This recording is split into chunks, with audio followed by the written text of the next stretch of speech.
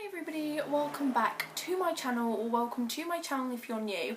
Now I've sort of got an apology because if you're new to my channel and this is the first video you're watching of mine, it's a bit of a deep video. So if you want to watch some of my other videos after this or instead of this that are a bit more cheerful, then go ahead. Also, quick thing before I get into the actual video and the reason, the title and everything.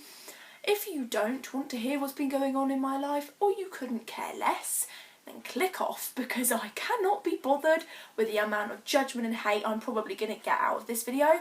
If you don't want to know what people have been asking me, like what's been going on since the end of December, why I've been so down, what happened in my personal life, who passed away, if you don't want to know any of that because you don't care, fair enough, don't blame you, you know, it's just my life, you know. But if you don't want to hear that, please click off the video, because honestly, I know pretty much 100% sure I will get so much judgment for this video, but I'm past caring because I'm leaving school soon, I'm going into an apprenticeship and I've got my life ahead of me. Little-minded people think of me, it doesn't bother me at all. I've grown used to it, you know, even though I'm a small YouTuber, I still get judgment pretty much on a daily basis, in face-to-face more than over the internet, but you know, at least people have the guts to say it to my face. I'll give them that. But anyway, so just prepare yourselves for not a very happy video, because this is just all about honesty and telling you guys pretty much everything except some very personal details. So one thing that I will not be telling you is who passed away. You can probably gather if you don't know already, because I have told quite a few people that I want to know. So this year has been the worst year of my life. And that is for many reasons, but mainly because on the 29th of December, someone very close to me, and have always been close to me ever since I was born, fell very ill in the early hours of the morning. Now, it was inevitably going to happen, but naturally you don't think about it because you don't want to. You don't want to think about someone you love getting really ill. And it's something they had before, but they've recovered from, and everything was as fine as it could be. And then yeah, we got a phone call, 3 o'clock in the morning. We rushed up to the hospital, obviously. They weren't fine, they were in a very bad way, but they were more conscious, they were talking a bit, you know, they were pretty much aware of what was going on. So we were thinking possibly we've got some hope. We've got some hope that things could get better. But after that day, it all just went tumbling down. They didn't recover, and it was clear after a couple of weeks they weren't going to recover, but we were being in denial. We were hoping that they'd just make a breakthrough, because they made it that far after hitting so many hurdles, so many things were thrown in their way, but they just didn't give up. And I think that's what's always going to stay with me about them, because they just so important to me, you know. And I think seeing anyone you love, anyone you care about, or anyone anyway in so much pain and agony, it's heartbreaking. It's really hard because you just don't want to see them like that. They suffered from when they fell ill with pneumonia, and then they were suffering from seizures. And it was just, we were hoping that it hadn't done too much damage, but it had, and in the back of our heads we knew. But yeah, so we still went up to see them, and we were there with them when they needed us. But this person was like a father to me, and will always be like a father to me, and the amount of love I have for this person I can't even explain, if I'm honest. They were just always there for me. They were always there for a shoulder to cry on, to rant at, to have a laugh with. The amount of memories I have with them will always stay with me, which is why I'm lucky in a way. I had so long with them, about 15 years with them, and I have made so many memories, which I'm very fortunate, because not everybody gets to do that. But it's just so hard, because letting go of someone is extremely difficult, and I just can't even explain how strange it is to say they're gone. it doesn't sink in. Doctors had a chat with my family. I wasn't there because I was at school. I was told that they were rushing up to the hospital, but there was no way for me to get there. And I said, no, you go, it's fine, just tell me what happens.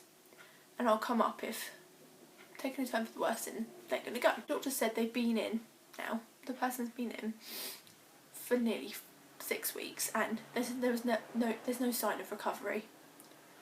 So all the tubes were taken out and they were placed in a private room to have some privacy. And on the 2nd of February, at 20 to 7, I got a phone call from my mum telling me it was over. That they passed away peacefully, which we were so thankful for because we didn't think that was going to happen. But going through it now, it just brings back all the emotions of how hard it is. And I can't even explain how hard it is to film this video. Some people might go, oh, you're filming it for attention. Well, no, I'm not. I'm filming it because people want to know why I've been so upset. And I wanted to tell you for so long, but I just couldn't.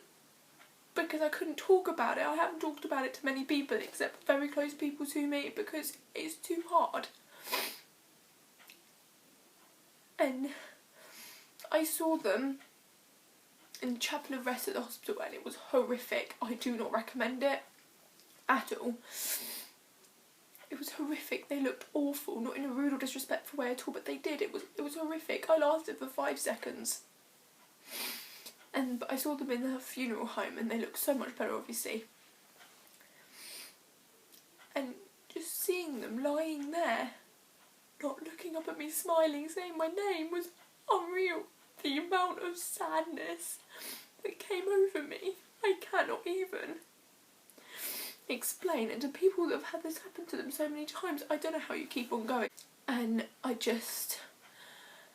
spoke at the funeral, but I practiced the night before and completely lost it. I broke down in tears. But I think if I hadn't have done that, I would have broken down at the funeral, but I didn't. I managed it. I spoke. I said what I wanted to say, and I know I would have regretted it if I didn't.